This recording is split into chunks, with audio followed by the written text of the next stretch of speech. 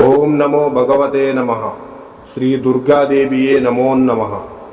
రక్త తర్పణ చేతబడి మీ శత్రువులు గాని, మీరంటే గిట్టని వాళ్ళు గాని, మిమ్మల్ని వేధించే వాళ్ళని గాని వాళ్ళ ఫోటో పేర్లతో రక్త తర్పణం చేసి ఒక ఆత్మని మా ఆధీనంలో చేసుకొని మీ శత్రువుల వంటి మీదకు పంపించి మీ చేతికి మట్టి అంటకుండా, మీ పేరు బయటికి రాకుండా వాళ్ళ అంతటా వాళ్ళనే అంతం చేసుకునేలా చేస్తాము.